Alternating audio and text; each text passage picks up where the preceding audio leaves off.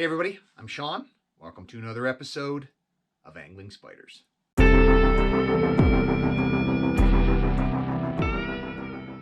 Welcome back everybody. On today's episode, I am in the studio because it is still the transitional time between the kayak season and the ice fishing season, and so I wanted to do a gear overview for all of you today. I said I had a few of these coming, and it just so happens that I got a package sent to me, and that's what I want to review today. So let's get right to it. So before I get to what came in the mail, I just want to remind everybody that with the ice fishing season coming up, I will be once again using my Eyoyo underwater cameras to film some of that pike action from under the ice. Now, for those of you that have been watching the channel for a long time, you know that Eyoyo sent me one of their underwater cameras to use and review for free, and I really appreciated that, and I have continued to use those cameras throughout the ice fishing season. If you want to see some of the footage or some of the videos from me unboxing those previously, I'll put a link up in the corner. But one of the things that I had to do when I got those underwater cameras was create a underwater camera positioning system. And to be honest with you, the easiest way to do that is just to use a bucket. And for those of you that have been following along, you know that I've been using this bucket for a while. It is simply a bucket with a hole cut in the top and a styrofoam ball with a line cut in it that you put your camera line through. Put the styrofoam ball on top of the bucket, and if you turn the styrofoam ball, it turns the camera underwater. It's very simple. It's super easy to do. It's super cheap, and it does work, but it doesn't work as well as what I got sent this week. All right, so pretty excited. Just got this. As you can see, I haven't even unboxed it yet, but Eyoyo sent me another package. They reached out. They knew I had the cameras. They appreciated some of the support that I've given them in terms of showing off the cameras in the ice fishing season, and so they sent me an underwater camera positioning device. And so on today's episode, I'm going to unbox this thing, show you what comes in here, assemble it, and then show you how it operates. And then you will get to see me using this thing throughout this year's ice fishing season. So let's get right to it. Let's find out what's in here. All right, so let's have a look at what comes inside this thing. First and foremost, we've got the instruction manual. We've got the top base that the camera sits on. We've got the legs that support it as a tripod. We've got the screws that attach the leg to the base. We have the remote control that allows it to rotate clockwise or counterclockwise. We have the Velcro straps, this is very important, that allow you to attach the camera to the top of the base. And then we've got some tools and the camera positioning holder that goes on the bottom. So we're gonna next is assemble this thing and then try it out. All right, I have everything now out of the packaging and I'm ready to assemble. And I will say, first and foremost, already I'm impressed, because when I first saw this thing online, I actually thought that this was gonna be plastic, and it is metal. So the legs are metal, the housing is metal, and so that's great, because I originally thought it was a black plastic tripod, and I had some worries about durability. But now that I see that it's metal, that's great. So what we got to do is get the legs on first, and I think it's relatively easy. I haven't even opened the instruction book. I am one of those people who, if I don't have to, I don't do it. I know that's horrible. But this seems pretty easy to me. There's little slots in the bottom of the legs. You put them in, and then you put in these little self-screwing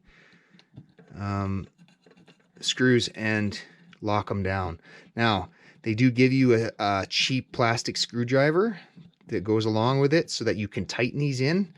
So, you know, you've got that as an extra just to get them really good and tight on there, which is a good thing. So I'm going to finish assembling the rest of these legs, and then we'll move on.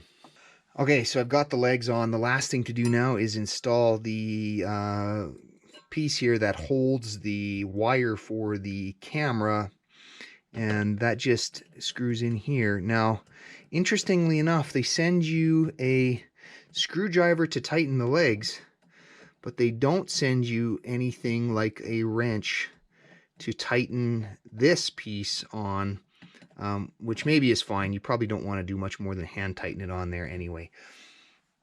That's really all there is to installation. There is one extra screw in mine that came for the legs that doesn't appear to be needed.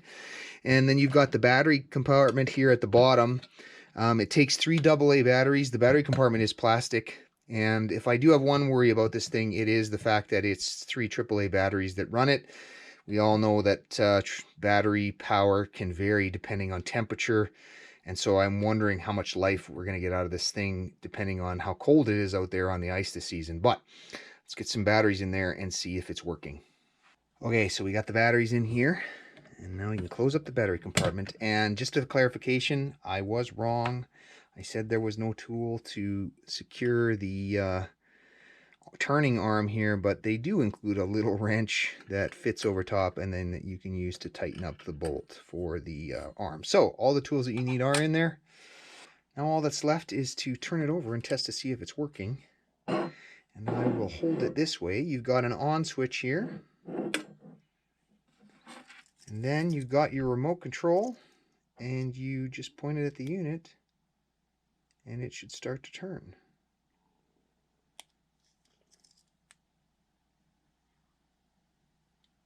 Let me turn this thing over and get the camera set up to show you how this works. All right, so here we go. I've got my camera unit set up on top, and for demonstration purposes, I have put the camera down, and of course this would be down the hole. Then you secure your cord for your camera to the turning unit, and then when you want to move or adjust your camera, you take your remote and point it, and there we go. As you can see, my camera is panning now to the right, and if I wanted to go back the other way, I just press the down button and I can come back to the way it was before. And so it works perfectly, and it's not too fast, which is good because you don't want to be moving your camera too fast when you're trying to hone in on something exact underwater, which is great. Now, the one thing I thought about this thing when I saw it, first up, as soon as I saw this thing online and Eyoyo reached out to me, was how is this camera unit going to sit up here on this tripod? Because this is slick metal under here, this is slick metal under here, and of course they've got an answer for that, and I'm not going to do it right now in this video, but you've got some sticky Velcro pads. You put one side of the sticky Velcro pad to this unit, the other side on the bottom of your camera. You can Velcro your camera case right to the unit and it's not going to slip, which is perfect. That's what you want. And they sent me 3 of these pads. I think you would only need 2, so you've got a spare one.